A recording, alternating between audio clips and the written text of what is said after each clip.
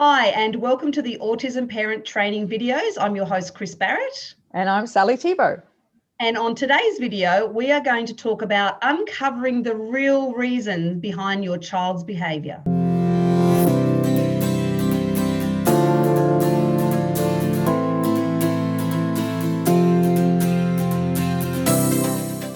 This is always a favourite one of mine, Kris. I love this one. This is good. And I was thinking too, this is actually something that when we did ABA therapy, you know, they teach there's the ABCs. There's always the antecedent, the behaviour, and the consequence, the ABC. There's never just behaviour. And I think, behavior. You know, what happens is a lot of people blame the behaviour rather than spending the time to find out what's really going on. And I find this especially difficult for children living with autism. I'm sure a lot of people listening to this will be at the receiving end of the phone call, your child's done this. And he's going to have to not do that anymore. And they did it. Like it was I always felt with David that it was always his fault. That they were always finding fault. And I know it's difficult to get to the bottom of it, but that's where the solution lies. So you have to literally become a private detective, because if you're anything like our boys, like one question to my daughter and go, bleh, she just tell everything and I get all the detail.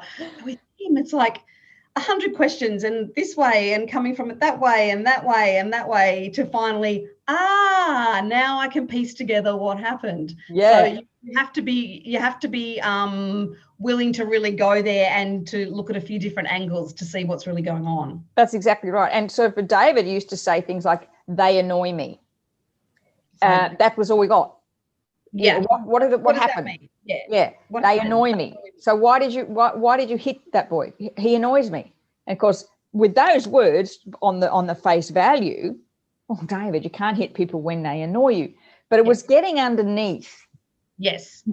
That and we have a story. Please tell this story, because I've heard this story like a million times and I love it every time.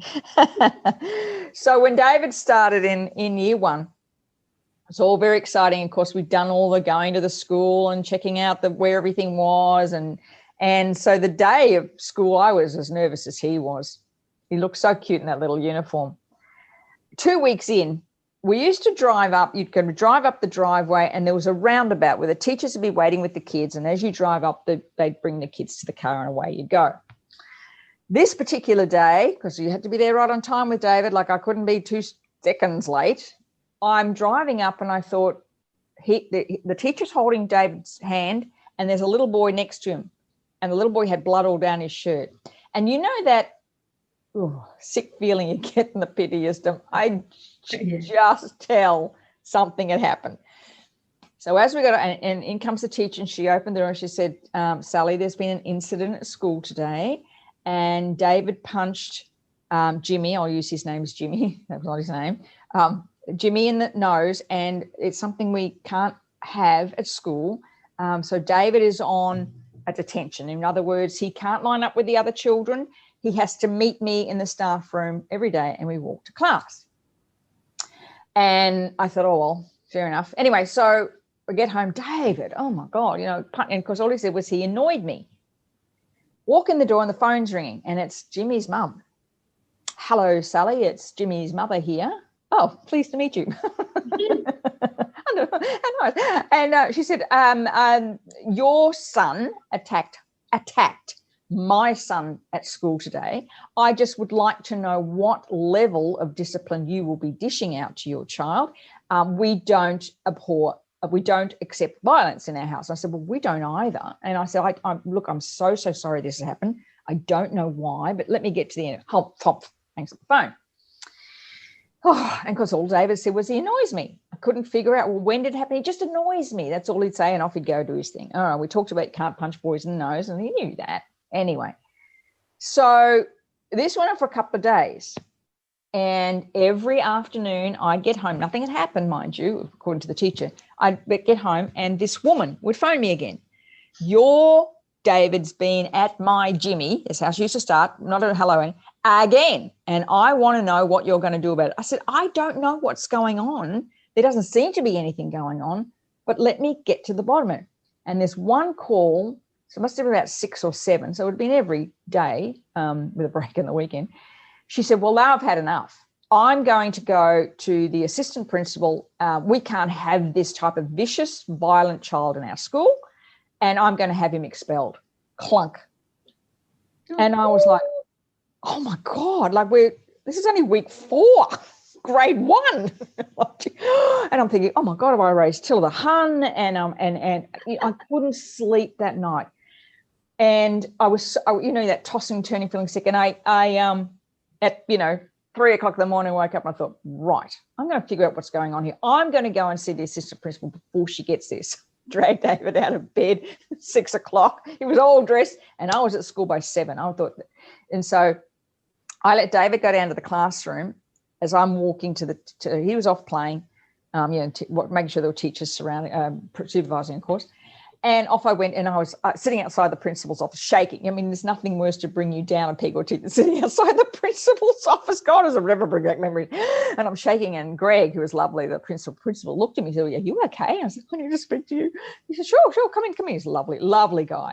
And I just went, she's going to have my son expelled, and and I'm only 4 weeks, and we tried everything, and I don't know what's going on. And he said, just calm down. When no one's expelling anybody. He said, we think something's going on. We have a feeling something's going on that we're not aware of. And David's fine. We're not expelling him. So I thought, well, if you don't know what's going on, I'm going to find out what's going on. So I go down to their classroom, and their classroom, the year 1 classroom is at the bottom of this, with lots of gum trees and a like a brick wall that sort of separates the little ones from the big ones. So I snuck down behind the gum trees and the brick wall, and I thought, I'm going to wait and see what happens. And as I'm hiding in the bushes, I could see his mum, this other boy, Jimmy's mum, storming off to the principal. I thought, got there first.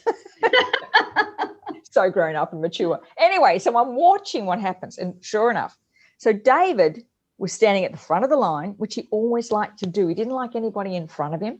And he was right, like before anybody came, David was lined up at the front door. This little boy had gone and sat on a ledge next to the classroom, so where the classroom was. He sat on the other side. He could watch the teacher coming from the teacher's room, and I could see her coming too. And as she turned the corner, he got in front of David, stood on his toes, and shoved him, pushed him back. And I thought, you little monster. So the word you really thought? Sure enough, when I got home that day, the phone was ringing. She's not even Sally. What are you going to do about your David's been at my Jimmy again today? I got nothing from the principal. I'm going to go to the PNF. I said, well, Julie, hold on a second. I was there today. I saw what happened. Oh, yes, well, your son's so violent picking on my Jimmy. I said, no, actually, this is what happened. And then I said, and I would actually be very concerned about what's going on in your home, that your child feels a need to be such a bully to somebody much smaller than him and who is perfectly happy doing himself. So I would just suggest you never call here again, and hung up. I was shaking like a leaf. Can I tell you? Shaking like a leaf. Poured a glass of water. And I just thought, I had this feeling, I think this is the beginning of many battles. And it really made me realize that how many times throughout his school life went on that people would make assumptions about his behavior. They didn't see what happened 2 minutes ago, 10 minutes ago, 20 minutes ago. Yeah. And that was my job.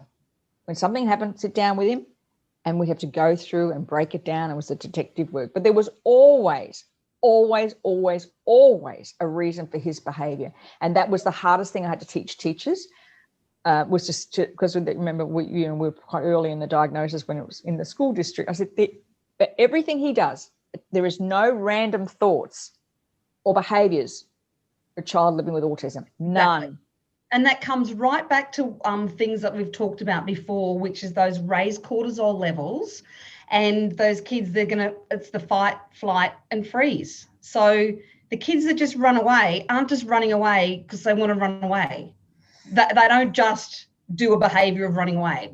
There's the anxiety or a trigger or someone who annoys them or whatever it is. The ones that push, I know David, he doesn't have a push in him, but that behavior, that was the raised cortisol level, and that was a fight. Yeah. He stood on my toes and pushed me out of the way. Yeah. And so there's always, they didn't just push. That, as you said, there was a reason behind the behavior. And then the freeze. The kids are like, come on, what are you doing? What are you doing? Why haven't you done that? Because they're literally immobile. Yeah. Because again, a lot of it is anxiety. Now, a lot of times too, people talk about anxiety, and I think you need to go one level deeper. Like, is it a fear?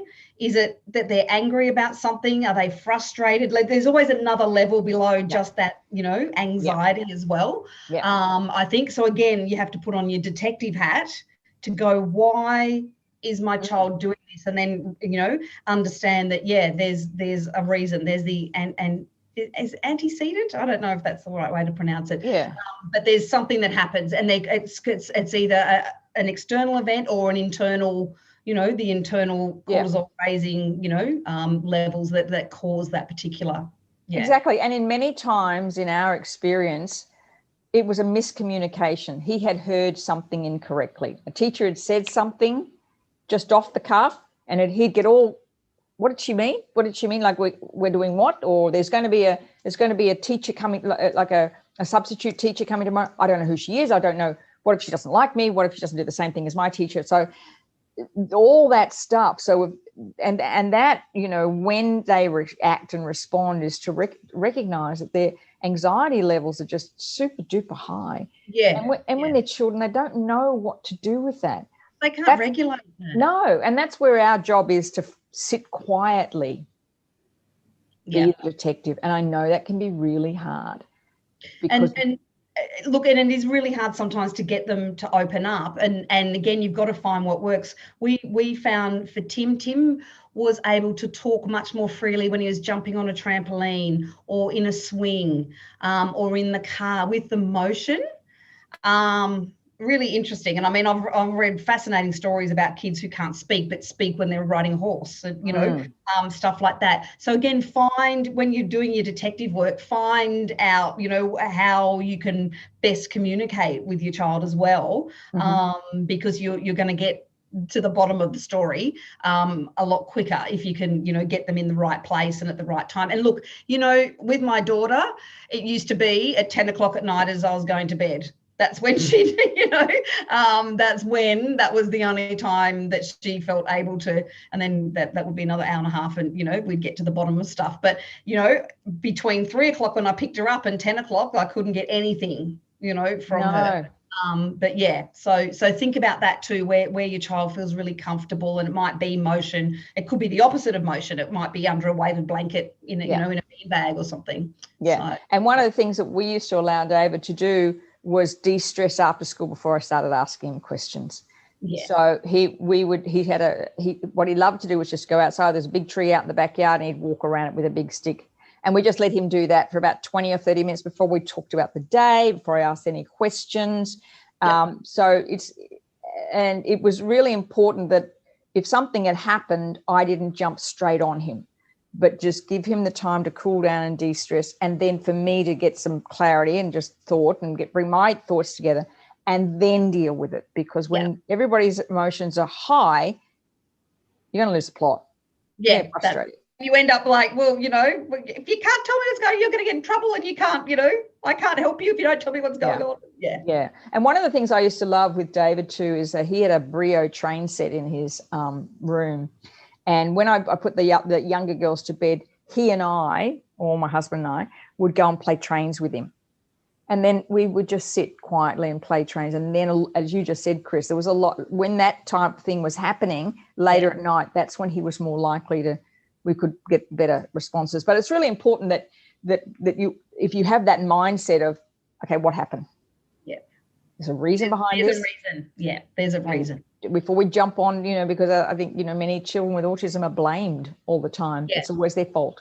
And there isn't. There's some very nice children in the world, and who just, I don't know why there's this target on children with autism. I don't get it, but they can often be the target for some people that are very sad in their own lives, that we found out with young Jimmy. So I hope you've enjoyed this. Please let us know if you have any questions. Love your comments below. Let us know if you've been through something similar. Maybe you've got a solution that we haven't thought of, that we would like to share with others. Remember to click to subscribe, and so we know when the next video is up, and ring the bell. And thank you for joining us on the Autism Parent Training videos. Kris and I look forward to sharing with you more details in the next video. See you next time.